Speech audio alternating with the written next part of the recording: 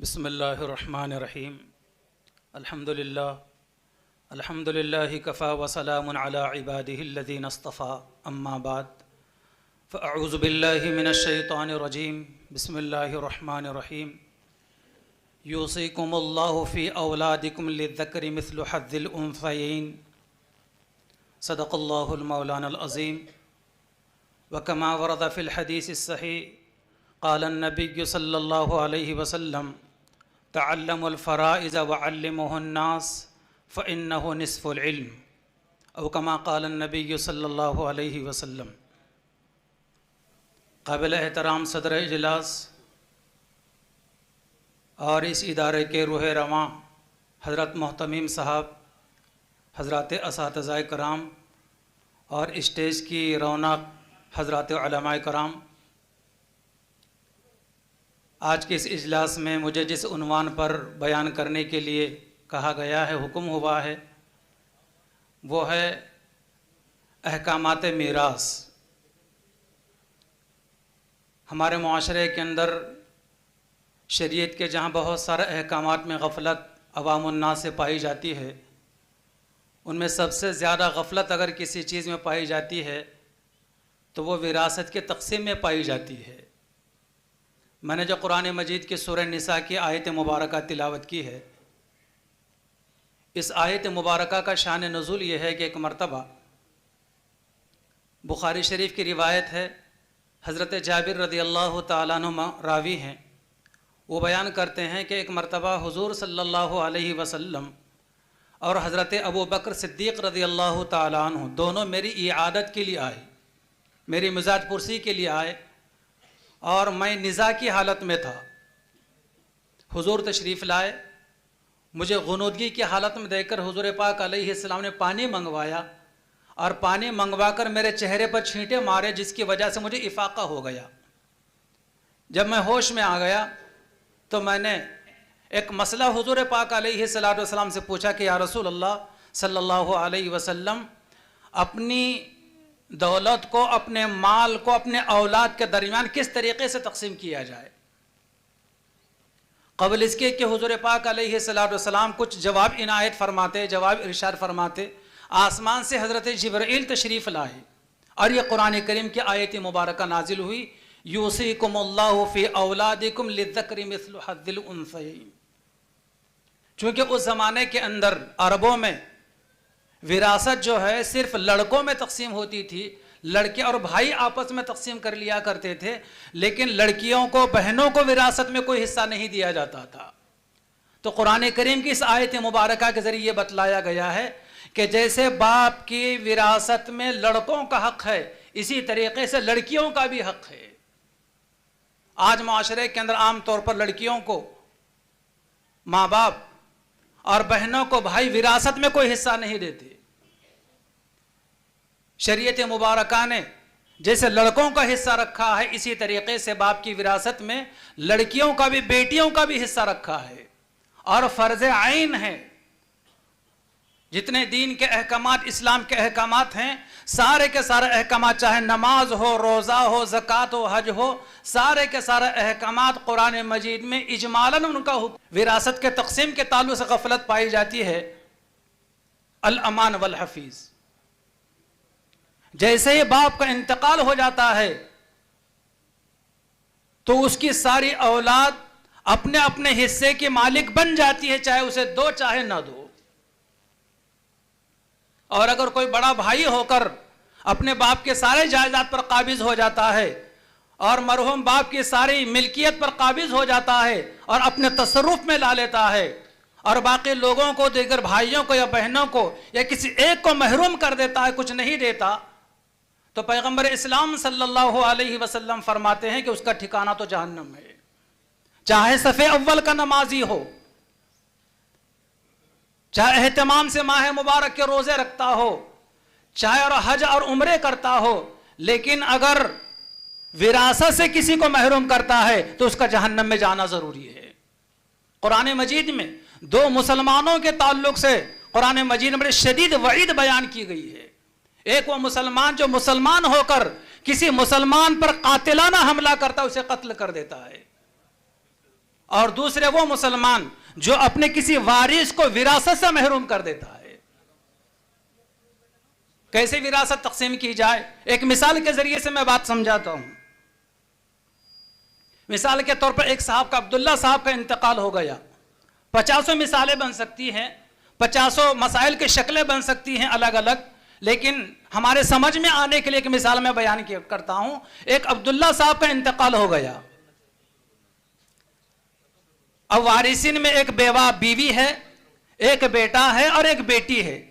تو عبداللہ صاحب مرحوم کی جائیداد ان وارثین میں کیسے تقسیم ہوگی؟ تو اس طریقے سے تقسیم کی جائے گی کہ کل جائیداد کا 8واں حصہ، جائیداد کے اندر ترکے کے اندر جو ہے ساری چیزیں آتی ہیں، چاہے مرحوم کا مکان ہو، دکان ہو، زمین ہو، روپیہ پیسہ ہو، سونا چاندی ہو، حتیٰ کہ اس کے استعمال کے کپڑے، اس کا ہاتھ کا عصا اور پیر کی جوتی بھی وراثت میں ترکے میں شامل. ان سارے ترکے میں سارے کے سارے لوگ شریک ہیں. بیوی بھی شریک ہے، بیٹا بھی شریک ہے اور بیٹی بھی شریک ہے. اب جو کچھ ترکہ ہے اس کا 8واں حصہ مرحوم کی بیوی کو دیا جائے گا، اور باقی جو ترکہ ہے اس کے 3 حصے کیے جائیں گے. 3 میں سے 1 حصہ بیٹی کو دیا جائے گا اور 2 حصے بیٹے کو دیے جائیں گے. ابھی آپ کے ذہن میں سوال آتا ہوگا کہ ایک بیٹا ایک بیٹی دونوں کو برابر تقسیم کر دیا جاتا، بیٹی کا حصہ کیوں کم رکھا گیا ہے؟ اس کی وجہ یہ بیان کی گئی ہے کہ اور بیٹے کا حصہ زیادہ اس لیے رکھا گیا ہے کہ بیٹے کی ذمہ داریاں بھی زیادہ ہیں. بیوی کی کفالت ہے، بیوی کا نان و نفقہ ہے، ماں باپ کا نان و نفقہ ہے، اولاد کی تعلیم و تربیت ان کا نفقہ ہے. بعض صورتوں بہن بھائیوں کے پرورش اور ان کے نان و نفقے کا مسئلہ ہے. بعض مرتبہ صورتوں میں خاندان کے دیگر اور لوگوں کے نان و نفقے کی ذمہ داری اس کے اوپر آتی ہے. عورت پر کسی قسم کی کوئی ذمہ داری نہیں، چاہے اپنے جگہ پر کتنی ہی کیوں مالدار نہ ہو. مالدار بیوی کا نان و نفقہ بھی اس غریب شوہر کے ذمہ ہے.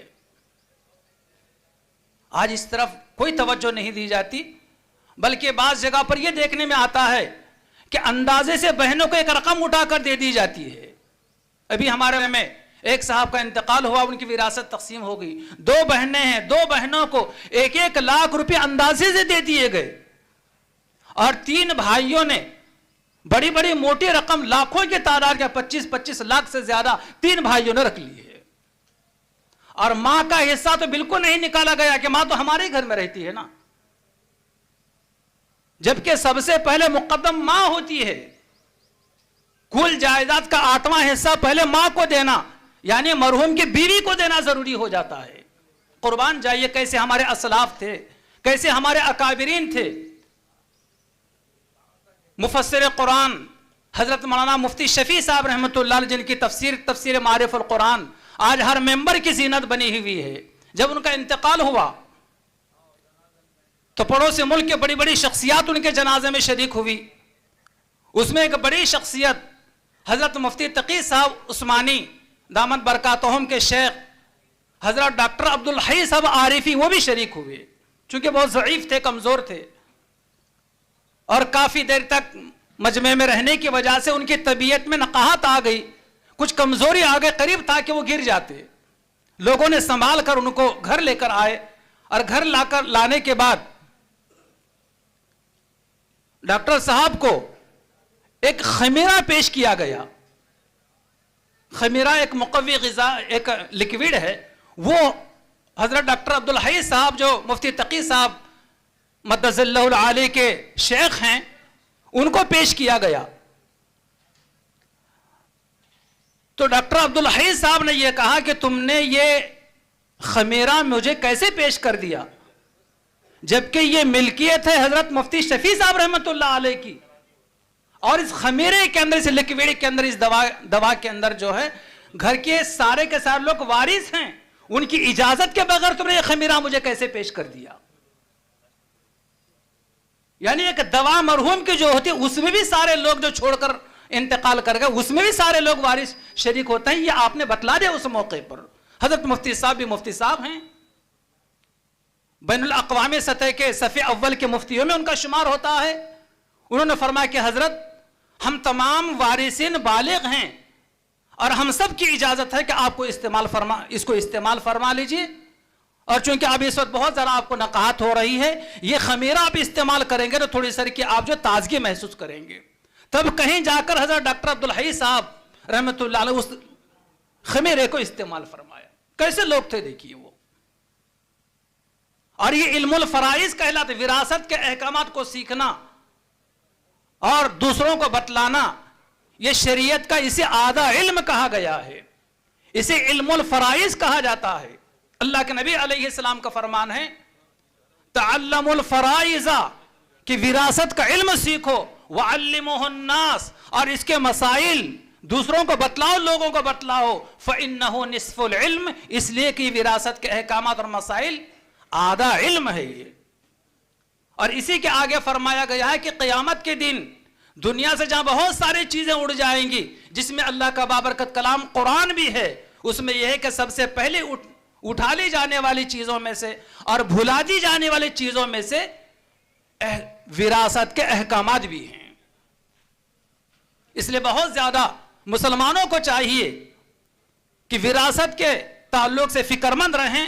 جب کبھی ہمارا انتقال کا وقت قریب آئے تو اپنے بچوں کو بلا کر، اپنے بچیوں کو بلا کر یہ وصیت کرنا چاہیے کہ میرا انتقال جب ہو جائے تو یہ ساری چیزیں میری ہیں.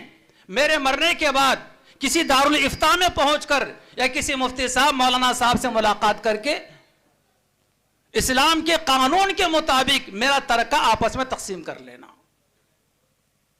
آج بڑی اس میں غفلت پائی جاتی ہے. بڑے بڑے لوگ اس سلسلے کے اندر لاپرواہی کرتے ہیں.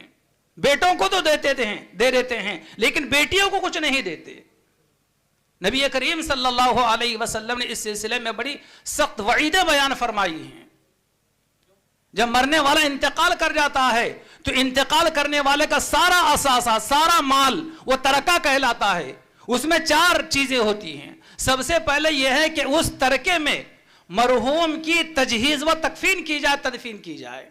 دوسرا، اگر کوئی تیار نہ ہو تو میت کو کفن دینے کے لیے، دفن کے تجہیز کے اخراجات برداشت کرنے کے لیے تو مرحوم کے روپے پیسے میں سے جو ہے اس کا کفن دفن کا انتظام کیا جا سکتا ہے. دوسرے نمبر پر یہ ہے کہ مرحوم کا قرضہ ادا کر دیا جائے، مرحوم کے پیسوں میں سے قرضہ ادا کر دیا جائے. اس لیے کہ مقروض مرنا بڑے وبال کی بات ہے. پیغمبر اسلام علیہ السلام کے مبارک زمانے میں آپ علیہ السلام کو نماز جنازہ پڑھانے کے لیے کہا جاتا تھا. آپ حاضر ہو جاتے تھے. سب سے پہلے آپ علیہ السلام پوچھا کرتے تھے کہ اس مرنے والے پر کسی کا قرض ہے. اگر کہا جاتا کہ نہیں تو آپ علیہ السلام آگے بڑھ کے نماز پڑھا دیا کرتے تھے. اور اگر کہا جاتا کہ اس مرنے والے پر فلاں کا قرض ہے، بعض مرتبہ حضور خود اس کے قرض کی ادائیگی کی ذمہ داری لے لیتے تھے. بعض مرتبہ حضرات صحابہ میں سے کوئی ذمہ داری لے لیتا تھا. اور اگر کوئی ذمہ داری نہ لیتا اور بڑے لوگ موجود نہ ہوتے تو حضور پاک علیہ السلام فرمایا کرتے تھے کہ تم اس کی نماز جنازہ پڑھ لو، میں تو چلا. آپ علیہ السلام بغیر نماز جنازہ پڑھے کہ مقروض کی اپنے گھر تشریف لے جایا کرتے تھے. تو دوسری چیز مرحوم کے مال میں سے اس کا قرضہ ادا کر دینا ہے. اور تیسری چیز، اگر اس مرنے والے نے کسی کے تعلق سے وصیت کی ہو تو اس وصیت کو نافذ کیا جائے گا، وصیت پر عمل کیا جائے گا. وہ بھی سلوس مال میں سے، 1/3 مال میں سے، 1/3 مال میں سے وصیت نافذ کی جائے گی. اگر مرنے والے آدھے مال کی وصیت کی ہو کسی کے لیے، اپنے کسی رشتہ دار کے لیے، اپنے کسی دوست کے لیے یا کسی مسجد و مدرسے کے لیے تو جائز نہیں ہے وصیت. صرف 1/3 مال میں وصیت کی جائے گی. اور اگر مرنے والے نے اپنے کسی وارث کے لیے وصیت کی ہو، جیسے بیوی کے لیے وصیت کی ہو، بیٹے کے لیے وصیت کی ہو، یا ماں باپ کے لیے وصیت کی ہو، یا بیٹی کے لیے وصیت کی ہو، تو اس پر بھی عمل نہیں کیا جائے گا. لا وصیت لوارث،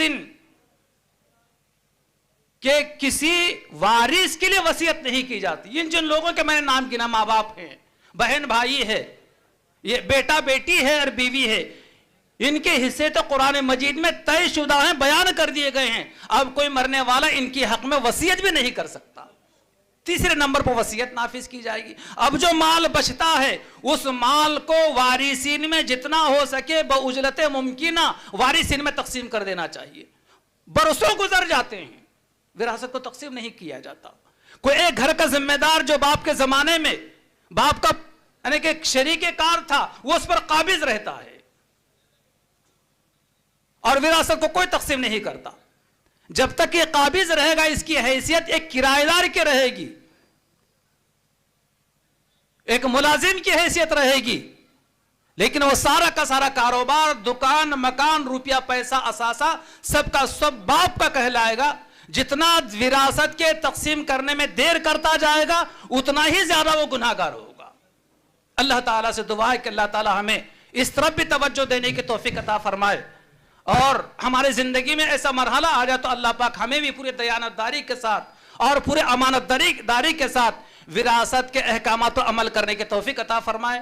آمین. وآخر دعوانا ان الحمدللہ رب العالمین.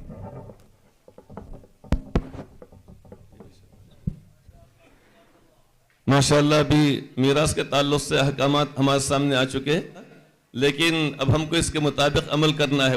لہٰذا جو باتیں بتلائی گئی ہیں ہم اس کے مطابق عمل کریں, اس لیے کہ حدیث پاک کے اندر بات فرمائی گئی ہے کہ من اخذ شبرا من الظلم فانما يطبق يوم القیامت 7 ارضین, کہ جو کوئی شخص اگر کسی کی اپنے بھائی کی اگر ایک بالش زمین اگر ناحق اگر لے لیتا اگر ہے تو قیامت کے روز 7 زمینوں کا طوق بنا کر اس کے گلے میں ڈالا جائے گا. لہٰذا اس بارے میں احکامات جو بتلائے گئے ہیں انتہائی یہ مفید ہیں, ضروری ہیں, اس پر عمل کرنا ضروری ہے ہمارے لیے. اللہ تعالیٰ عمل کی توفیق عطا فرمائے.